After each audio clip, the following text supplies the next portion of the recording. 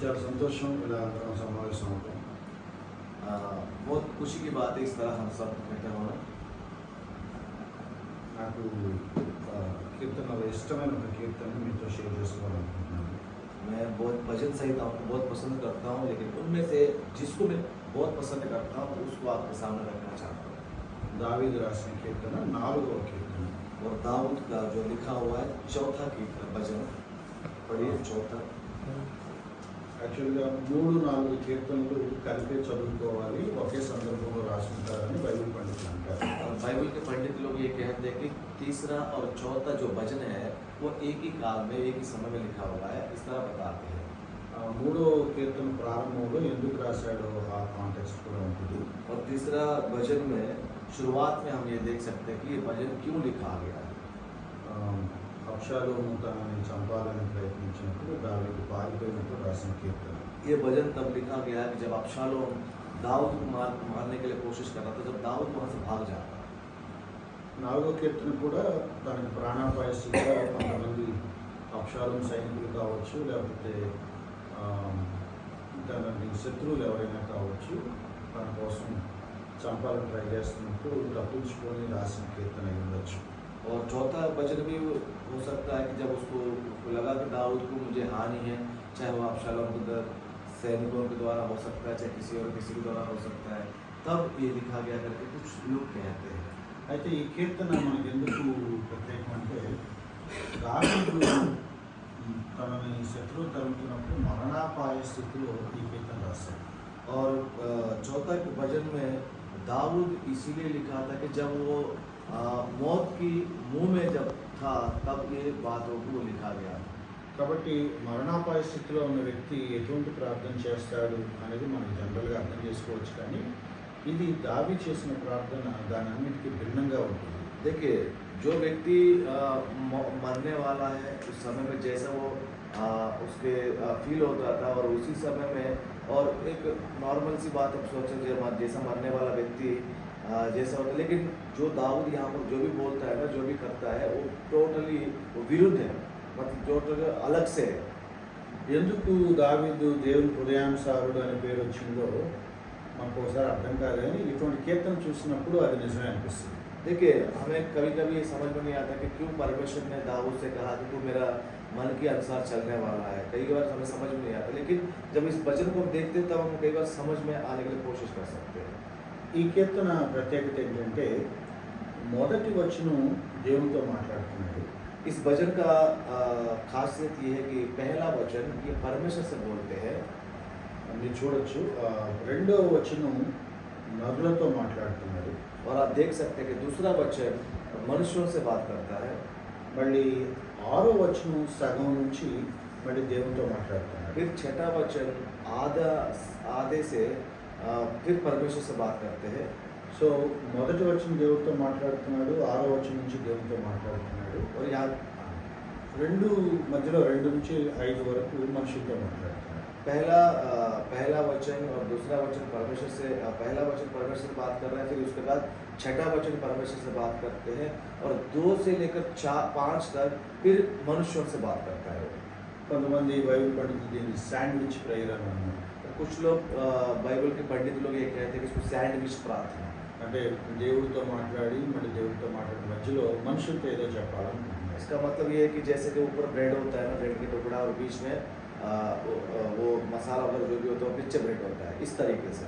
So అంటే ఇంకోలాగా అనుకుంటే దేవునితో మాట్లాడటం ప్రారంభించి మధ్యలో ఎందుకో కొంచెం మనుషులతో మాట్లాడి మళ్ళీ ప్రేయర్ కంటిన్యూ చేసినట్టుగా అనిపిస్తుంది. और जब हम इसको देखते हैं ऐसा लगता है कि वो शुरुआत तो परमेश्वर से बातें करना शुरू किया, फिर पता नहीं क्यों उसने फिर मनुष्यों से बात करता है, फिर परमेश्वर से बात करता है। ఒక రకంగా మిక్స్డ్ ఎమోషన్స్ ఉన్న సామ్ అని అనుకోవచ్చు. कई बार हम ये सोच सकते हैं कि ये मिलावट की प्रार्थना भी बोल सकते हैं। మొదటి వచనంలో తన కండిషన్ ఏంటో చెప్తున్నాడు. पहला वचन में उसका क्या कंडीशंस है वो बता रहा है। నా నీతికి ఆధారమగు దేవా, నేను మొరపెట్టినప్పుడు నాకు ఉత్తరమిమ్ము, ఎరుకులో నాకు విశాలత కలుగజేసిన వాడు నీవే, నన్ను కరుణించి నా ప్రార్థన అంగీకరించు. पढ़िए पहला वचन। हे मेरे धर्ममय परमेश्वर, जब मैं पुकारूं तब तू मुझे उत्तर दे, जब मैं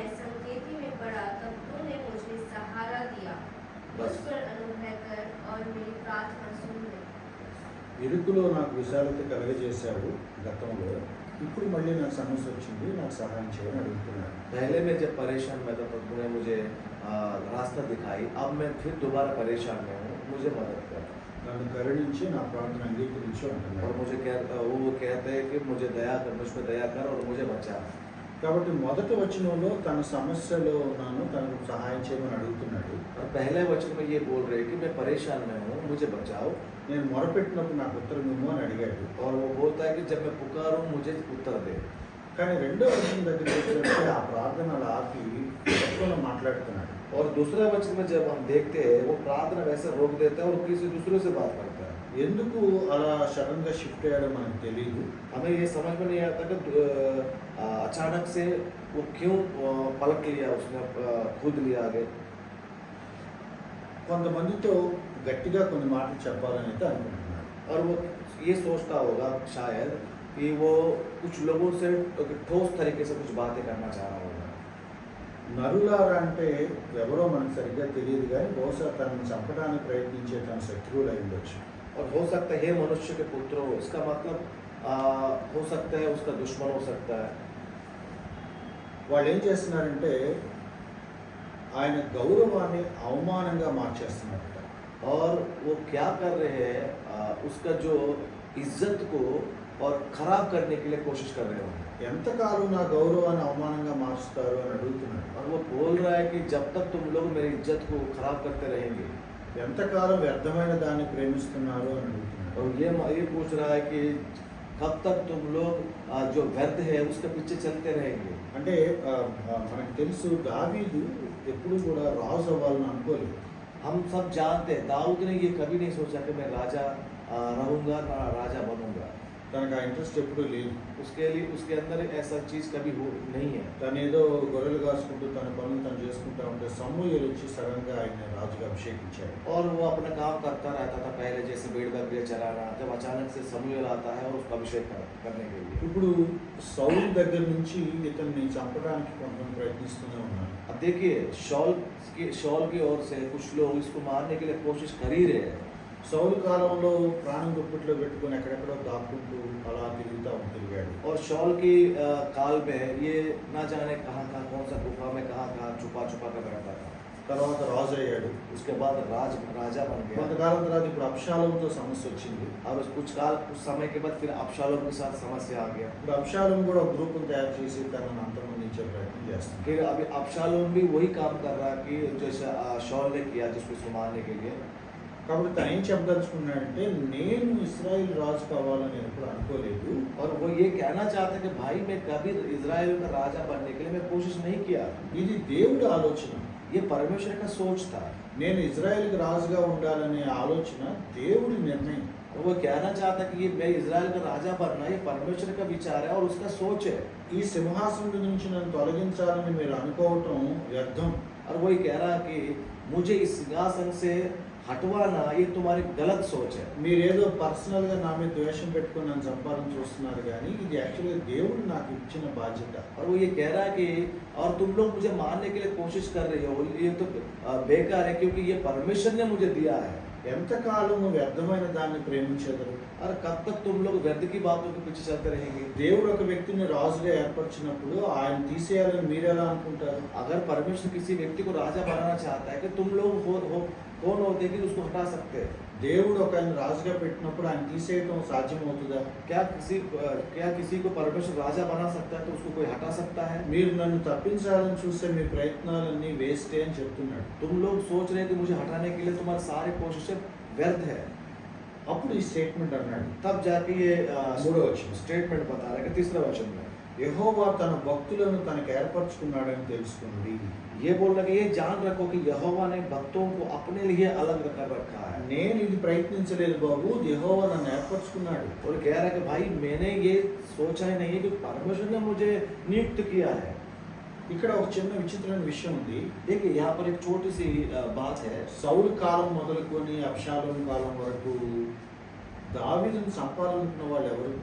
देखिए यहाँ पर मैं ये बोलना चाहता हूँ कि शौल के काल से अबशालोम के काल तक दाऊद को कौन मारने के लिए कोशिश कर रहा था। कौन मारने के लिए कोशिश कर रहा था? दाऊद को मारने के लिए। शाऊल हाँ, शाऊल के काल से अबशालोम काल तक।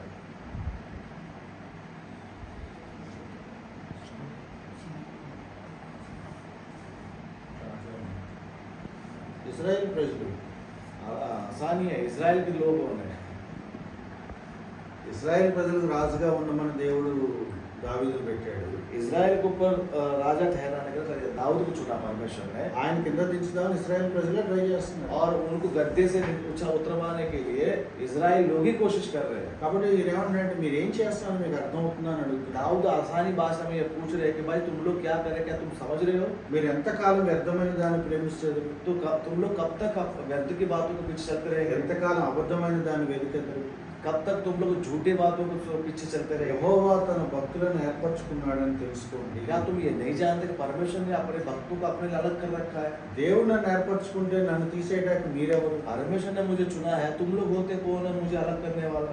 ఇప్పుడు ఇశ్రాయేలు ప్రజలు యెహోవా ప్రార్థన చేస్తారా? क्या इजराइल लोग परमेश्वर को यहोवा को प्रार्थना कर सकते हैं? దావీదు యెహోవా ప్రార్థన చేస్తాడా? यहोवा दाऊद यहोवा को प्रार्थना कर सकते हैं? ఇద్దరిలో ఎవరు ప్రార్థన దేవుడు వింటాడు? अगर दोनों प्रार्थना करेंगे यहोवा परमेश्वर को, दोनों की प्रार्थना में किसकी प्रार्थना प्रभु सुनेंगे? दाऊद की बात అదే అంటున్నాడు యెహోవా తన భక్తులను ఏర్పరచుకున్నాడని తెలుసుకోండి. वही कह रहा है कि यहोवा ने अपने भक्तों को अपने लिए अलग कर रखा है। నేను యెహోవాకు మొరపెట్టగా ఆయన ఆలకించును. मैं यहोवा को जब पुकारा वो मुझे उत्तर दिया। మీరు ఎన్ని ప్రయత్నాలు చేసినా ఆ దేవుడు మీ ప్రార్థన వినడు. ఎందుకంటే మీరు దేవుని చిత్తానికి వ్యతిరేకంగా చేస్తున్నారు.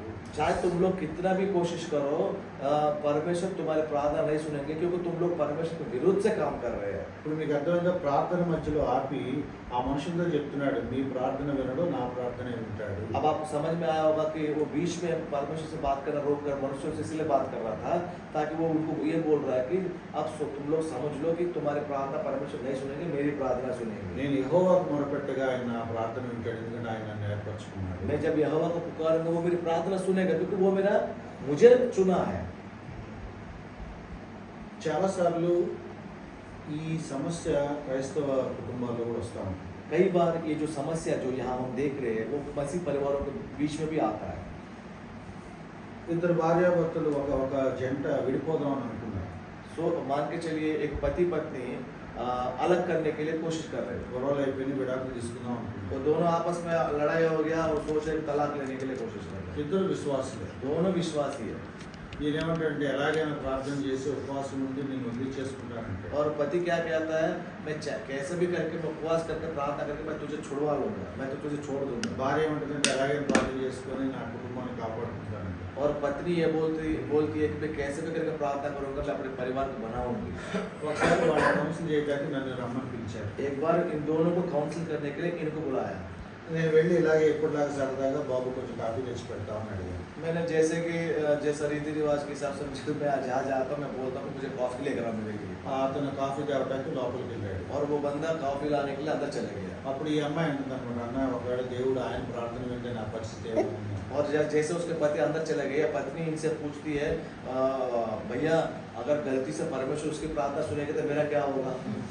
ఇప్పుడు చెప్పండి దేవుడు ఎవరు ప్రార్థన వింటాడు? आप बताइए किसकी प्रार्थना प्रभु सुनेंगे, जो अच्छा सोचते हैं पति या पत्नी? पत्नी। వండర్ఫుల్. వై క్యూ? ये वो जोड़ने की कोशिश करें। యెహోవా దేవుడు జతపరిచిన వాడిని విడదీయకూడదని బైబిల్లో ఉంది. కాబట్టి क्योंकि इसीलिए कि परमेश्वर के वचन में लिखा है कि यहोवा ने जिसको इकट्ठा करता है उसको कोई अलग नहीं कर सकता। కాబట్టి విడాకులు యెహోవాకి ఇష్టం లేదు. కాబట్టి क्योंकि परमेश्वर तलाक को पसंद नहीं करता है। విడాకులు కావాలని వాడు ఎంత ప్రార్థన చేసినా వాడికి ప్రార్థన జవాబు రాదు. चाहे वो तलाक के लिए वो कितना भी प्रार्थना करे उसकी प्रार्थना नहीं सुनेगा। ఏమో తన కుటుంబాన్ని కాపాడుకోవడానికి నిలబెట్టుకోవడం ప్రార్థన చేస్తుంది కాబట్టి అది దేవుని చిత్తం కాబట్టి ఆ ప్రార్థనకే జవాబు వస్తుంది. और ये उसकी पत्नी परमेश्वर अपने परिवार को बनाने के लिए, अपने परिवार को खुश देखने के लिए परमेश्वर के सामने प्रार्थना करे, इसको ऑब्वियसली बात है परमेश्वर इसी की प्रार्थना सुनेंगे। ఇంచుమించు ఇదే లాజిక్ దావీదు వాడుతున్నాడు. हो सकता है दाऊद भी इसी फॉर्मूला का इस्तेमाल कर रहा होगा। నేను ఇశ్రాయేలుకి రాజుగా ఉంటూ దేవుని చిత్తం అయితే మీరు ఎన్ని చేసినా కూడా నన్ను ఇక్కడి నుంచి ఎవరు కిందకి దించలేదు. देखिए मेरे भाई बहनों, परमेश्वर ने मुझे इजराइल राजा होने के लिए उन्होंने चुना है, चाहे तुम कितना भी प्रार्थना करो तेरे प्रार्थना प्रभु नहीं सुनेंगे। అబ్షాలోము కొంతకాలం నన్ను వెంటబడి చంపాలని చూసినా తిరిగి మళ్ళీ దేవుని చేతులతో నేనే ఆ సింహాసనంలోకి వస్తాను. चाहे अबशालोम मुझे मारने के लिए चाहे वो कितना भी कोशिश करे, लेकिन घूम फिर कर फिर मैं उस गद्दी पे नहीं आऊंगा। మీరు నిజానికి నా మీద కక్ష తీర్చుకుంటున్నారు కానీ మీరు నా వెనకాల ఉన్న దేవుని చిత్తానికి వ్యతిరేకంగా పనిచేస్తున్నారు మీకు అర్థం तुम కావట్లేదు. लोग सोच रहे हैं कि मुझ पर दुश्मनी निभाने के लिए कोशिश कर रहे हैं, लेकिन आप लोग ये भूल रहे हैं कि मेरे पीछे परमेश्वर है, ये बात तुम लोग भूल गए। కాబట్టి ఏమంటాడంటే మీరు ఈ ఈ పదం చాలా బాగుంది చూడండి 4వ వచనం. इस वचन बहुत अच्छा लगेगा, 4था वचन देखिए वहां पर, భయం నుండి పాపం చేయకుడి, कांपते रहो और पाप मत करो। మీరు నాకు వ్యతిరేకంగా పనులు చేస్తున్నారంటే యెహోవా నా వెనకాల యెహోవా ఉద్దేశానికి వ్యతిరేకంగా పాపం చేస్తున్నట్టే. तुम लोग मेरे सामने गलत कर रहे हैं, इसका मतलब मेरे पीछे जो है परमेश्वर को उसके विरुद्ध तुम लोग पाप कर रहे हैं। మీరు భయపడండి, పాపం చేయొద్దు. आप लोग कांपते रहो, पाप मत करो। మీరు పడకల మీద ఉండగా మీ హృదయాల్లో ధ్యానం చేసి ఊరుకోండి. अपने अपने बिछौने पर मन ही मन सोचो और चुपचाप रहो। అంటే అర్థం ఏంటంటే మన మామూలు మాటలో కావాలంటే మీరు ఇంటికి వెళ్ళి కూర్చొని ఆలోచించుకోండి మీరు చేసేది రైటో రాంగో और అంటే. इसके कहने का मतलब ये है कि भाई तुम लोग आराम से घर जाके एक बार सोच तो लो तुम लोग क्या कर रहे हो। కాబట్టి మీరు నాకు వ్యతిరేకంగా చేయట్లేదు, దేవునికి వ్యతిరేకంగా చేస్తున్నారు. तुम लोग मेरे विरुद्ध से काम नहीं कर रहे, जो मेरे पीछे है जो परमेश्वर के विरुद्ध तुम लोग काम कर रहे మీరు हो। ఆలోచించుకొని మీరు దాని విషయంలో ఒక నిర్ణయానికి రండి, నాకు వ్యతిరేకంగా పనులు చేయొద్దు. तुम लोग सोचो और विचार करो और एक फैसला ले लो कि मेरे विरुद्ध से काम है, परमेश्वर के विरुद्ध काम मत करो। యెహోవా తన భక్తులను ఏర్పరచుకున్నాడు, ఆ వాళ్ళ ప్రార్థన ఆయన వింటాడు. यहोवा जिनको भी चुनता है परमेश्वर उन्हीं की प्रार्थना सुनते हैं। ఇలా చెప్తూ మధ్యలో ఇంకొక పోలిక పోల్చాడు 6వ వచనంలో. और ऐसा बोलते बोलते 6वां वचन में एक और तुलना कर रहा है वहाँ पे। మాకు మేలు చూపు వాడెవడని పలుకువారు అనేకులు. बहुत से है जो कहते हैं कि कौन हमको कोई भलाई दिखाएगा। చాలా మంది ప్రజలు ఉంటారు, మాకెవరైనా మేలు చేస్తారా, మాకేమన్నా దేవుడు ఆశీర్వాదాలు ఇస్తాడని చూస్తూ ఉంటారు. बहुत तो लोगों को हम ये देखते हैं कि अरे हमें कोई मदद करता है या हमें कोई सहायता करते हैं, कोशिश करते रहते हैं। కానీ నేను ఇంకొక వర్గానికి చెందిన వాడిని. लेकिन मैं एक अलग तरीका का इंसान हूँ। మాకెవరు హెల్ప్ చేస్తారని చూసే ప్రజలు వేరు, నేను వేరు. हमें जो मदद करने वाला लोग अलग है और मैं खुद अलग हूँ। ప్రజలందరేమో మాకు దేవుడు మేలు చేస్తే చాలు అని అనుకుంటారు. लोग क्या, कुछ लोग सोचते हैं कि परमेश्वर मुझे मदद करेंगे तो वो काफी है। నేను అలా అనుకోవట్లేదు. యెహోవా నీ సన్నిధి కాంతి నా మీద ప్రకాశింప చేయమని అడుగుతున్నాను. और मैं वैसा नहीं हूँ और मैं ये प्रार्थना करता हूँ कि यहोवा तू अपने मुख का प्रकाश हम पर चमका।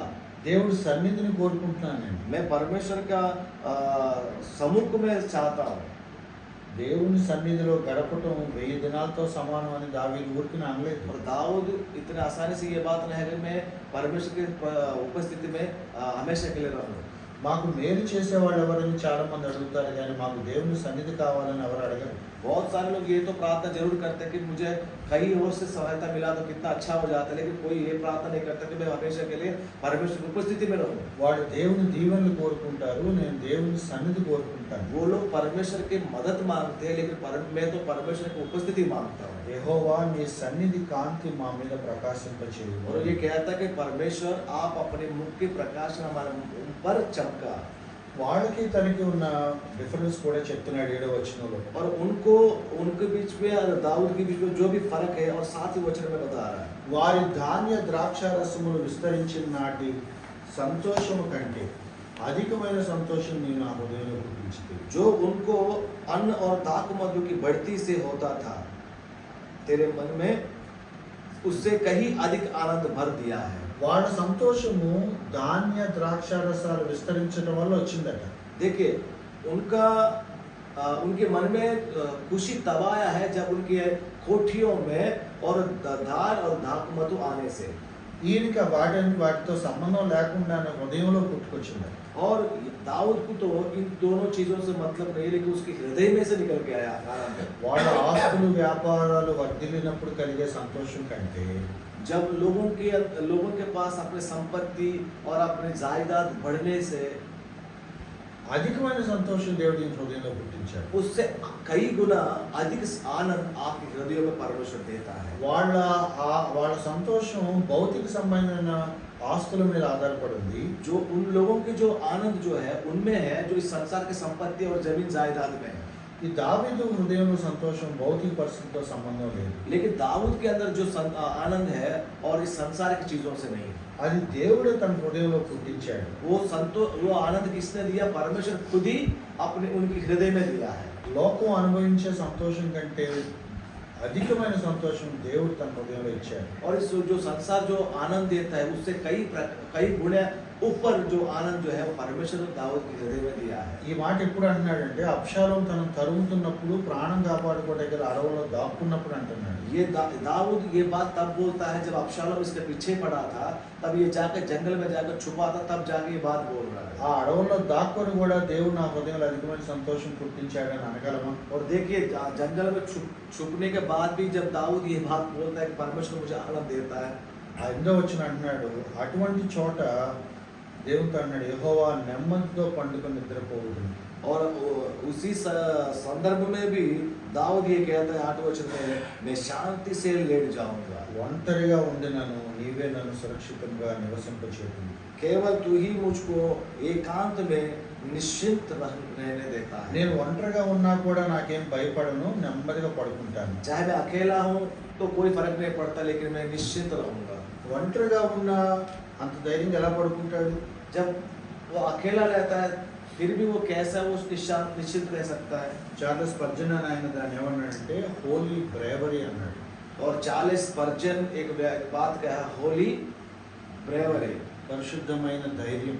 और उस वो चार्ल्स ब्रेवरी ये कहा था कि एक पवित्र हिम्मत, సేక్రెడ్ కరేజ్, పవిత్రమైన ధైర్యం. जैसे अभी बताया था कि पवित्र हिम्मत कह सकते हैं, पवित्र धैर्य कह सकते ఆ हैं। దేవుడిని బట్టి వచ్చే ధైర్యం ये उनसे आता है जो परमेश्वर से आता है। ఎక్కడి నుంచి వచ్చింది? చుట్టూ ప్రజలందరూ వస్తే ఈయన చంపడానికి వస్తే ఈయన హ్యాపీగా ఎలా పడుకుంటాడు? देखिए जब उसको मारने के लोग आसपास में इतने लोग आए, वो कैसा निश्चित रह सकता है। ఇటువంటి ఒక వచనం 3వ కీర్తనలో కూడా ఉంది, సేమ్ సందర్భం కాబట్టి. और इसी तरह एक वचन 3रे अध्याय में भी है। 3వ కీర్తనలో 6వ వచనం అంటున్నాడు. 3रा भजन और 6ठा वचन में बताता है। 5, 6 చదువుకున్నాం. 5 और 6 पढ़ेंगे। యెహోవా నాకు ఆధారము కావు, నేను పండుకొని నిద్రపోయి మేలుకొందును. मैं लेट कर सो गया फिर जाग उठा, क्योंकि यहोवा मुझे संभालता है। 10,000 మంది దండెత్తి నా మీదకి వచ్చి మోహరించినను నేను భయపడను. मैं उन 10,000 मनुष्यों से नहीं डरता जो मेरे विरुद्ध चारों ओर बंदी बंदी खड़े हैं। ఇప్పుడు మీరు ఆలోచించండి, ఎక్కడికైనా వెళ్ళి దావీదు దాక్కున్నాడు. एक बात सोचिए, दाऊद कहीं जाकर छुप गया, ఏదో ఒక చోటకి వెళ్ళి ఒక సేఫ్గా ఒక గదిలో దాక్కున్నాడు. मान के चलो एक कमरे में गया और एक जगह में सेफली वो छुप गया। పొద్దున్నే తెల్లవారాక తలుపులు తీసుకుని బయటకు వచ్చాడు. जैसे सुबह हो गया और दरवाजा खोल के बाहर आ गया, బయటికి రాగానే చుట్టూ 10,000 మంది సైన్యం కనపడుతున్నారు చంపడానికి. और इसको मारने के लिए जैसे बाहर गया 10,000 लोग उसके सामने हैं। అప్పుడు ఏమన్నాడంటే నేను భయపడను. वो 10,000 के सामने बोलता है कि मैं नहीं डरूंगा। వాళ్ళు చంపడానికి వచ్చారు, బాణాలు వేస్తే చచ్చిపోతాడు, ఆ మరణ పంచులో ఉండి నేను హాయిగా పడుకుంటాను, నేను వాళ్ళకి భయపడనని ఎలా అనగలుగుతున్నాడు? और देखिए ये कैसा कह सकता है कि 10,000 लोग इसको मारने के लिए आया, उनके सामने ये बोलता है कि मैं फिर भी नहीं डरूंगा, मैं निश्चिंत रहूंगा।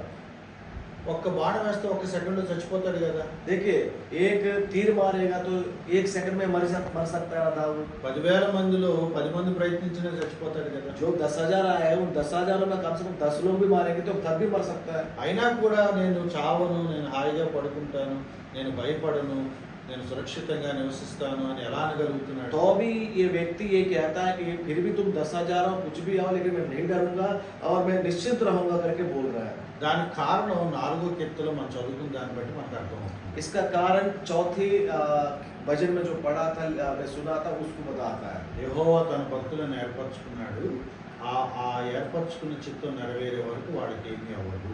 यहोवा ने अपने लिए अपने लोगों को चुना है, जब तक वो अपना काम पूरा नहीं करता तब तक उनको मरने नहीं देता है। దావీదుని ఏ ఉద్దేశంతో దేవుడు ఏర్పరచుకున్నాడో ఆ ఉద్దేశం పూర్తయ్యే వరకు దావీదుని ఎవరు ఏమీ చేయలేరు. क्योंकि वो जानता था कि जब दाऊद को परमेश्वर ने चुना है, जब तक परमेश्वर अपना काम पूरा नहीं करवाएगा तब तक वो मरने नहीं देगा। దావీదు దేవుడు రాజుగా ఏర్పరచుకున్నాడు, ఆయన రాజుగా దేవుడు అనుకున్న పనులు చేసే వరకు దావీదు రాజుగానే ఉంటాడు. ఉంటాడు. दाऊद को परमेश्वर ने राजा बनने के लिए चुना है। जब तक वो अपना राजा का काम पूरा नहीं करेगा तब तक उसको मरने नहीं ఇవి देगा। మనందరి జీవితాలు ఏదో సందర్భంలో జరుగుతానే ఉంటుంది. इस तरीके की बातें हम सबके जीवन में कहीं ना कहीं होता ही है। ఏదో సందర్భంలో మనందరం మరణ పంచం దాకా వెళతాము, ఇక బ్రతకం అనుకుంటాం, కానీ మళ్ళీ బ్రతుకుతాం. कई बार ऐसा होता है कि हम मौत की मुंह तक जाते हैं, हम ये सोचते हैं कि हम अब नहीं बच पाएंगे, फिर भी हम बाहर आ जाते हैं। ఎందుకు వస్తామంటే దేవుడు ప్లాన్ మన దగ్గర ఇంకా ఉంది, అది నెరవేరే వరకు మన అంతం రాదు. वो इसीलिए होता है कि परमेश्वर अपना योजना हम करे, अपने उद्देश्य को जब तक वो पूरा नहीं करेगा तब तक हमें मरने नहीं देगा। కాబట్టి చాలాసార్లు మనం కొంచెం అంచు దాకా వెళతాం, కానీ దేవుని సంకల్పం నెరవేరే వరకు మనకేమీ అవ్వదు. इसीलिए कई बार हम मौत की मुंह तक हम जाते हैं, लेकिन हम फिर बाहर आ जाते हैं। इसीलिए परमेश्वर की योजना, उसके उद्देश्य हमारे जीवन में है। ఆ సంకల్పం అయిన తర్వాతే మనం ఆయన దగ్గరికి వెళ్తాం. ये उसके जो उद्देश्य जो पूरा होता है तब जाके हम उसके बाद जा सकते हैं। కాబట్టి దేవుని చిత్తం మన జీవితంలో నెరవేరే వరకు మనకు ఇది దాటి మనం వెళ్ళే అవకాశం లేదు. इसीलिए परमेश्वर अपनी इच्छा हमारे जीवन में पूरा जब तक नहीं करेंगे तब तक हम उस मौत के मुंह तक हम जा सकते, लेकिन मर नहीं सकते। అది దావీదుకున్న ధైర్యం. यह है दाऊद के अंदर जो हिम्मत, దేవుడు నన్ను ఏర్పరచుకున్నాడు, నెరవేరాల్సినవి చాలా ఉన్నాయి, కాబట్టి ఇప్పట్లో నాకేమవ్వదు. उसकी हिम्मत ये थी कि परमेश्वर ने मुझे चुना है, इसीलिए मुझे कुछ नहीं होगा। इसीलिए वो अपना हिम्मत को जाहिर करता है। కాబట్టి మనం తలకిందులు అవ్వచ్చు, కంగారు పడవచ్చు, భయపడవచ్చు, కానీ దేవుని చిత్తం పరిపూర్ణంగా జరిగే వరకు మనకి ఏమీ అవ్వదు.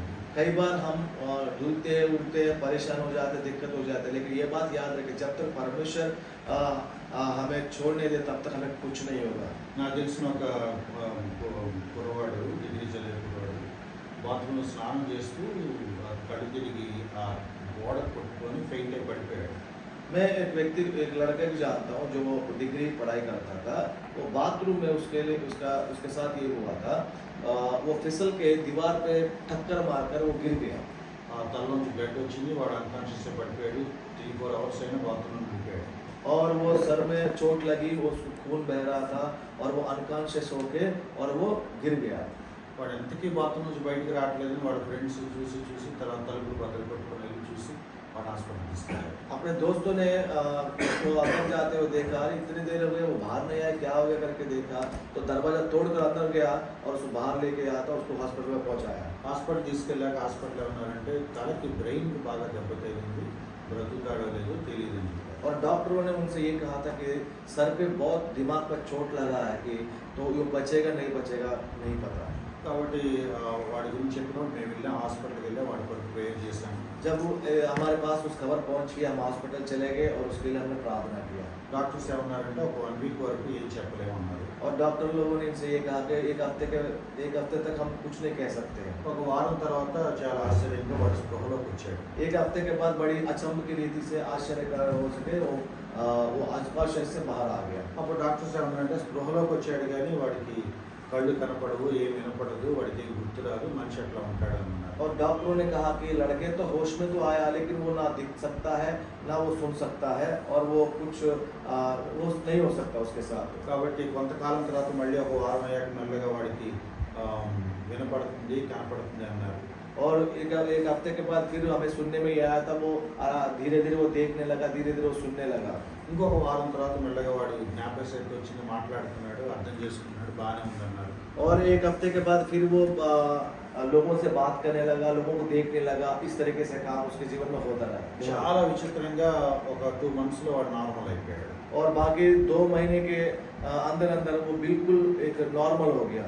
డాక్టర్స్ కూడా ఏమన్నారంటే ఇది ఇలా జరగడం చాలా రేరు, బట్ మిరకల్ జరిగింది అనుకుంటే హ్యాపీ ఉన్నారు. और डॉक्टरों ने हैरान होकर ये बात कहा, इस तरीके से होना बहुत कम केसेस होते हैं, ऐसे होना तो तुम इनके जीवन में बहुत अद्भुत काम हुआ है। వాడు స్తుతికూటం పెట్టుకుందామని చెప్పి వాడు ఊళ్ళో పెట్టుకుని అనిపించాడు. और उसके बाद वो चंगा होने के बाद उसने सोचा था कि मैं अपने घर में धन्यवाद की प्रार्थना रखूंगा। उसने धन्यवाद की प्रार्थना रखा और इनको बुलाया। నేను వెళ్ళి ఈ కీర్తనే చెప్పాను. और वहाँ जाकर मैं यही भजन बताया वहाँ। ఏం చెప్పాడు, ఇంకో నువ్వు 25 సార్లు పడినా కూడా నీకేం అవ్వదురా అని చెప్పి. और उस समय में उनको यही बोला था, कहा है तू 25 बार और भी बाथरूम में गिरे फिर भी तुझे कुछ नहीं होगा। Until and unless God's purpose నెరవేరే వరకు నీకేం అవ్వదు. जब तक परमेश्वर की उद्देश्य तुम्हारे ऊपर पूरा नहीं होता तब तक कुछ नहीं होगा तुझे। ఏ రోజు నువ్వు భూమి మీద వెళ్ళాలంటే దేవుడు అన్ని అయిపోయినాయి రారా బాబు అన్నప్పుడు వెళ్ళాలి. परमेश्वर तुझे तब बुलाएगा, इस संसार में तेरा काम हो गया भाई, तू आजा तब जाएगा तू ऊपर। నా పట్ల దేవుని ప్లాన్ ఇంకా ఉంది, నెరవేరాల్సి ఉంది అనే క్లారిటీ మనకున్నంత వరకు మనల్ని ఏది చేయదు, మనం భయపడాల్సిన పని లేదు. ये बात याद रखिए कि जब तक आप ये सोचे कि हाँ मेरा काम अभी भी संसार में है, परमेश्वर मेरे अपना काम करवाना चाहते हैं, तब अगर ये मन तेरे अंदर है तो जब तक तुम अपना काम पूरा नहीं करो तब तक परमेश्वर आपको नहीं बुलाएगा। నా వ్యక్తిగత జీవితంలో కొంతమంది నాకు వ్యతిరేకంగా ప్రయత్నాలు చేసినప్పుడు ఈ వచ్చి నేను గుర్తు చేసుకునేవాడు. और मेरे पर्सनल जीवन के बारे में भी बहुत लोग उल्टे पुट पटांग के बातें बोलते हैं, तब भी मैं व्यक्तिगत रूप से इस भजन को मैं याद करता हूँ। నాకు పట్ల దేవుని చిత్తం నాకు స్పష్టంగా క్లారిటీ ఉన్నప్పుడు अगर मुझे मालूम है परमेश्वर मेरे द्वारा क्या काम करना चाहते हैं, నేను చేసేది సరైనదే, దేవుని చిత్త ప్రకారమే చేస్తున్నానని నాకు కన్విక్షన్ ఉన్నప్పుడు जब मुझे लगता है कि मैं परमेश्वर का काम अच्छा कर रहा हूँ, परमेश्वर की सेवा में आगे अच्छा चल रहा हूँ, ఈ మూడో వచనాన్ని నా సొంతం చేసుకోవాలని ప్రయత్నించాను. और ये तीसरा वचन को अपने हासिल करने के लिए मैं कोशिश करता हूँ। యెహోవా తన భక్తులను ఏర్పరచుకున్నాడు, యెహోవాకు మొరపెడితే ఆయన నా ప్రార్థన ఆలకిస్తాడు. और इस पर लिखा कि ये जान रखो कि यहोवा ने भक्तों को अपने लिए अलग कर रखा है। దేవుడు నన్ను ఏర్పరచుకున్న మాట నిజమైతే నా ప్రార్థన వింటాడు. अगर परमेश्वर मुझे चुना है तो जरूर परमेश्वर मेरी ही प्रार्थना सुनेंगे। కాబట్టి నేను వాళ్ళ ప్రయత్నాలకి నేను బాధపడవసరం లేదు, వాళ్ళ మీద కష్టం పెట్టుకోవాల్సిన అవసరం లేదు. जो लोग मेरे विरुद्ध से काम कर रहे हैं तो उनकी प्रार्थना मुझे सुनकर कोई डरने की आवश्यकता नहीं है, उनको देखकर भय करने की कोई आवश्यकता नहीं। మెల్లగా అలవాటు చేసుకుని లాస్ట్కి నాదే జరుగుతూ చూస్తామని నేను చెప్పడం అలవాటు చేసుకున్నాను. और मैं ये आदत रख लिया कि चाहे वो कुछ भी करे मेरे प्रति, मैं ये बोलता हूँ कि चाहे तुम लोग कुछ भी कोशिश करो, परमेश्वर मेरी ही प्रार्थना सुनेंगे। కాబట్టి ఈ వచ్చిన మీరు ధైర్యం తెచ్చుకోవడానికి తీసుకోండి. యెహోవా తన భక్తులను ఏర్పరచుకున్నాడు, మీరు మొరపెట్టినప్పుడు ఆయన మిమ్మల్ని ఆలకిస్తాడు. और जब भी आपके जीवन में परेशानी आती है तब इस वचन को आप याद रखिए कि परमेश्वर ने मुझे अपने लिए चुना है अपने कार्य करने के लिए। యెహోవా ఏర్పరచుకున్న ఉద్దేశం నెరవేరే వరకు మన జీవితంలో ఏది జరగడానికి వీలు లేదు. और ये भी याद रखना कि जब तक परमेश्वर का काम हमारे जीवन में पूरी नहीं करता तब तक मेरे जीवन में कोई भी ऐसा नुकसान का काम नहीं हो सकता है। దావీదు ఎందుకు దేవుని హృదయానుసారుడు అంటే ఇట్లాంటి కీర్తనలు చదవడం మనకు అర్థమవుతుంది. क्यों परमेश्वर ने कहा कि दाऊद मेरे हृदय के अनुसार है, जब ऐसी भजन संहिता जब हम पढ़ते हैं तब हमें समझ में आता है ఎటువంటి పరిస్థితుల్లో ఎలాంటి విశ్వాసం కనపరిచాడో మనకు అర్థమవుతుంది. किस किस संदर्भ में किस तरह अपने विश्वास को उसने जताया और दिखाया, इस तरीके के भजन जब पढ़ते समझ में आता है। సో అటువంటి విశ్వాసాన్ని మనం కూడా మాదిరిగా తీసుకున్నాము. और मैं कहता हूँ कि इस तरह का विश्वास को हम भी एक मॉडल की तरह हम भी देखते हैं। దేవుడు మనల్ని దీవించుగాక. परमेश्वर हम सबको आशीष करे।